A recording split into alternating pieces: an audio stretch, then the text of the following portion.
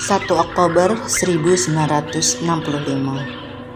Dini hari, terjadi pergerakan pasukan Cakrabirawa yang merupakan pasukan pengawal presiden dipelopori oleh Partai Komunis Indonesia untuk menculik 7 jenderal. Apa yang terjadi dini hari tersebut menjadi catatan kelam sejarah negeri kita tercinta. Gerakan 30 September Partai Komunis Indonesia, dikenal dengan G30S PKI. Mari kita kilas balik kembali bagaimana peristiwa bersejarah tersebut terjadi. 1965, PKI menjadi partai komunis terbesar setelah Tiongkok dan Uni Soviet.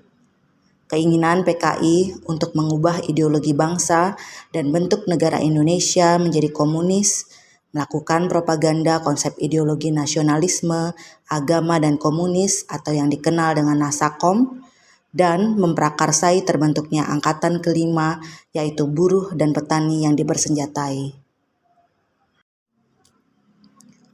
Hal ini ditentang oleh TNI Angkatan Darat yang menolak ideologi Nasakom dan Angkatan Kelima.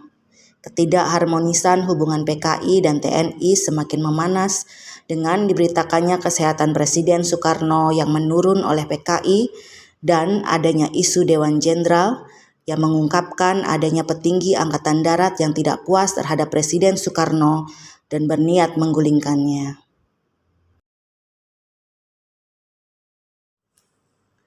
Kemudian PKI yang dipimpin oleh Dipa Nusantara Aidit atau DN Aidit merencanakan aksi bersenjata di Jakarta untuk menculik 7 jenderal, hidup atau mati. Aksi bersenjata ini dipimpin oleh Komandan 1 Kawal Resimen Cakrabirawa, Letkol Untung. Mereka bergerak meninggalkan Lubang Buaya pada 30 September 1965 tengah malam hingga dini hari 1 Oktober 1965. Letnan Jenderal Ahmad Yani ditembak di rumahnya dan dibawa ke Lubang Buaya. Mayor Jenderal Raden Suprapto,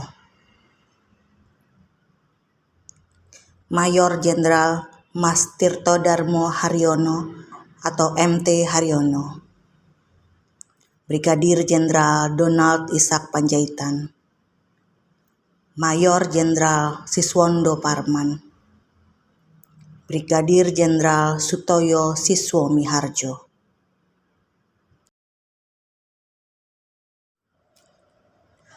Jenderal Abdul Haris Nasution yang menjadi sasaran utama berhasil kabur dan meloloskan diri. Namun sang putri, yaitu Ade Irma Suryani Nasution, meninggal dunia karena tertembak. Dan Ajudan Jenderal AH Nasution, yaitu Letnan 1 Pierre Tendean, diculik setelah mengaku bahwa dia adalah Jenderal Nasution.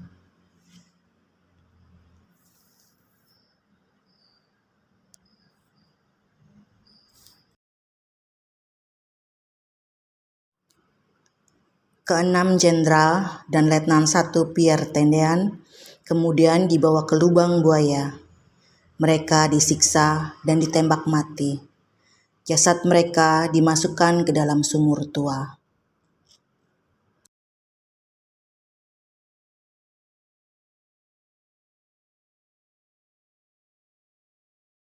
Mendorong Letnan Kolonel 1 Oktober 1965 jam 7 pagi, Radio Republik Indonesia atau RRI dan Pusat Komunikasi dikuasai oleh PKI dan mengumumkan sebuah dekrit yang diberi nama Dekrit nomor 1, yakni pernyataan bahwa G30S PKI adalah upaya penyelamatan negara dari Dewan Jenderal yang ingin mengambil alih negara. Presiden Soekarno kemudian menugaskan Mayor Jenderal Soeharto untuk memimpin pasukan TNI Angkatan Darat guna menindaklanjuti peristiwa G30S PKI dan merebut kembali RRI dan Pusat Telekomunikasi. Setelah berhasil menguasai RRI dan Pusat Telekomunikasi, pada pukul 20 WIB, Maijen Soeharto mengumumkan bahwa telah terjadi perebutan kekuasaan oleh Gerakan 30 September atau peristiwa G30 SPKI. Beliau juga mengumumkan bahwa Presiden Soekarno dan Menko Hankam Jenderal A.H. Nasution dalam keadaan selamat. Jasad ke-6 jenderal dan 1 perwira akhirnya ditemukan pada tanggal 3 Oktober 1965 atas petunjuk polisi Sukitman, seorang saksi mata yang ikut dibawa ke lubang buaya dan berhasil meloloskan diri.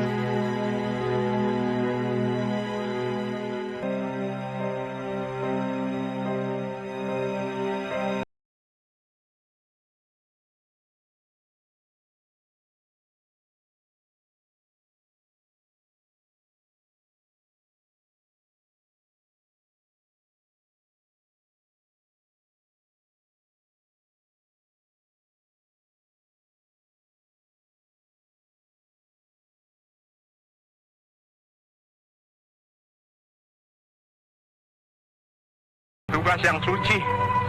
Pada 5 Oktober 1965,